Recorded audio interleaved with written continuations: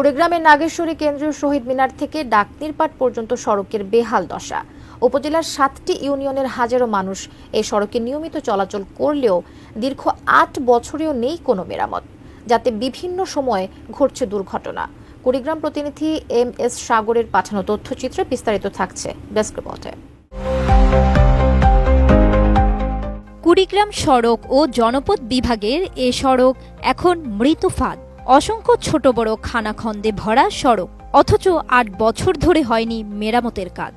এতে বিষিয়ে উঠেছে কুড়িগ্রামের নাগেশ্বরী কেন্দ্রীয় শহীদ মিনার থেকে ডাকনিরপাট বাজারের চলাচলকারী মানুষের জীবন।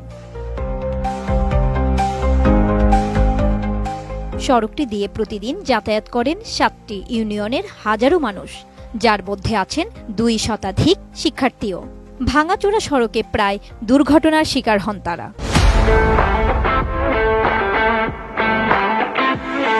ডেলিভারি রোগী একটা ভালো রোগী যেতে পারে না। দুর্ঘটনা সেদিনকে দেখতেছে, রাস্তার মাঝের মধ্যে একটা রোগী সে অসুস্থ হয়ে চিল্লা হাল্লা করতেছে। একটু সন্দেহ হলে এদিকে রাস্তা ক্রসিং করে যেতে পারে না মানুষ, একে রাস্তার নামাজ পড়ে যায়। যে রাস্তা যে অবস্থা, যে রাস্তা দিয়ে যাওয়া যায় না, রাস্তার নিচ দিয়ে আমরা যেতে বাধ্য হচ্ছি। এখন খুব ঝুঁকিপূর্ণ হয়ে গেছে রাস্তাটা, গাড়ি ঘোড়া চলা অনুপযোগী হয়ে গেছে। আর প্রতিনিয়ত এখানে দুর্ঘটনা ঘটতেছে, অ্যাক্সিডেন্ট হচ্ছে, কেউ পড়ে যাচ্ছে, হাত পা ভাঙতেছে। এই রাস্তা চলাচল করা সম্ভবই নয়। আমরা চাই যত তাড়াতাড়ি সম্ভব রাস্তাটা যেন সংস্কার হয়। শোক কতক্ষণ ওই হাসন বাজারের কথা আমার কর না, উপায় আমরা যাওয়ার নেই। যাত্রী পাওয়া যায় না, ভাড়া পাওয়া যায় না, আমারও আসার ইচ্ছে হয় না। খুব চলাচল অসুবিধা, সাইকেল চলে যাওয়া, একজনে চলে যাওয়া সমস্যা, 2 জন হলে হারিয়ে যেতে হবে।